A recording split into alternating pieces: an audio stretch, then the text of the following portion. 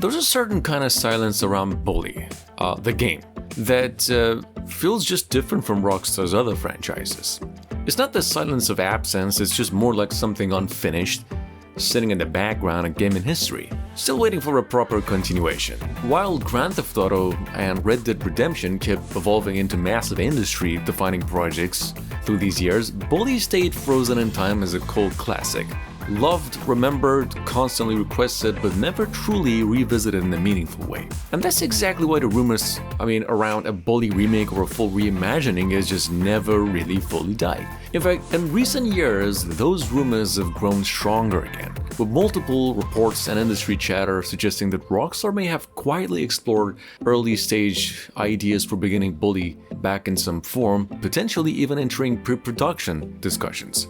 Nothing officially confirmed, of course, but the consistency of the speculation is what kept it alive. Because unlike many fan-demanded sequels, Bully isn't just nostalgia, it actually holds up as a concept.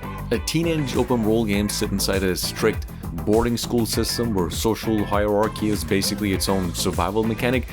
That idea still feels fresh today, even more so in a gaming landscape full of these massive open-world games that often forget to focus on smaller, more personal environments. See, Bullworth Academy was never about the size of it, it was about structure, rules, reputation, and the way a small world can still feel huge when every hallway, classroom, and courtyard has meaning attached to it. That's why the idea of a remake works so well, because modern gaming technology doesn't need to expand it Bully into, something unrecognizable, it just can't deepen it instead. And that's where things get interesting. If Rockstar ever truly moves Bully into a modern remake direction, well, it wouldn't just be about sharper graphics or smoother movements, it would be about rebuilding the entire school ecosystem, using systems that Rockstar's refined over the last decade in games like Red Dead Redemption 2. More reactive NPC behavior, more dynamic reputation systems, more believable daily routines, a living school that just feels like it exists even when the player isn't interacting with it. That alone could completely change how Bully feels to play.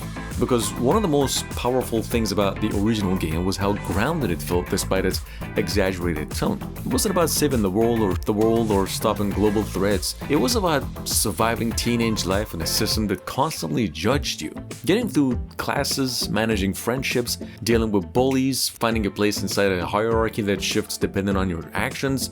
A remake could take that foundation and push it much further. And according to the, long-running industry discussions right now, Rockstar had previously explored ideas for expanding Bully into a much larger experience, even at a point developing early concepts for a sequel before it was ultimately shelved during internal prioritization shifts across the studio. That detail matters because it shows something important, which is the franchise was never abandoned because of lack of interest, by any means. It was sidelined because of resources. Rockstar, being the studio it is, tends to focus deeply on a small number of massive projects at a time. And over the past decade, that focus has been heavily tied to Grand Theft Auto and Red Dead Redemption, and of course, the up-and-coming Grand Theft Auto 6. That left smaller cult franchises like Bully in a long-awaited period, even though fans' demands never really disappeared. But now the conversation is changing again. Part of that comes, of course, from how the gaming industry itself has shifted. Smaller scale, tightly designed open-world games are becoming more appreciated again. Players are starting to value focused environments over massive maps that feel empty, and Bully really fits that shift perfectly, as school is naturally dense, naturally structured, naturally interactive. And that gives an advantage over modern open-world design philosophies when it comes to immersion.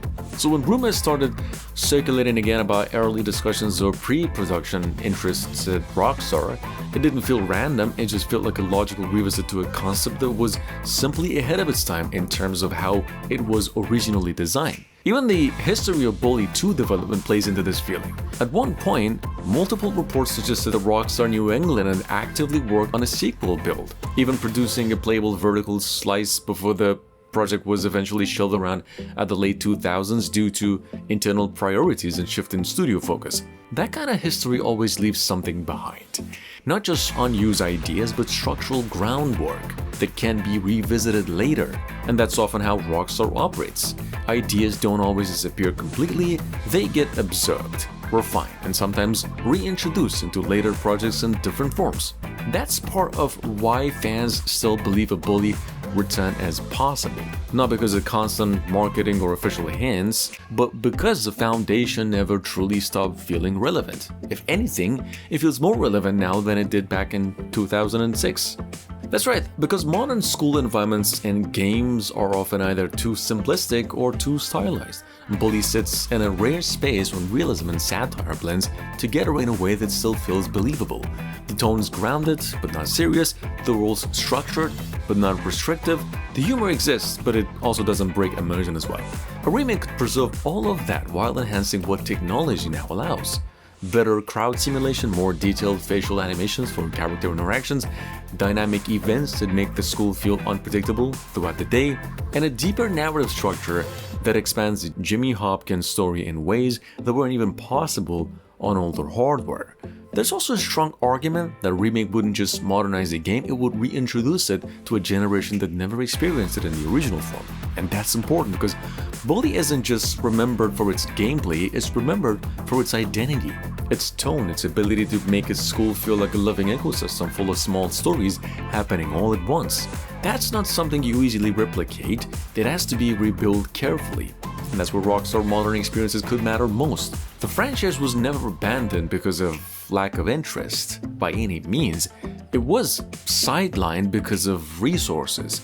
Rockstar, being the studio it is, tends to focus deeply on a small number of massive projects at a time.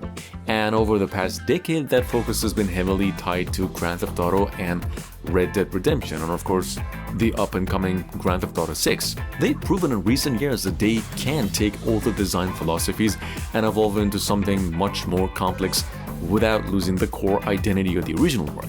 If that same approach were applied to Bully, well, the result wouldn't just be a remake, it would feel like a reinterpretation of a forgotten corner of Rockstar's history brought in a modern era with full respect for what made it special in the first place.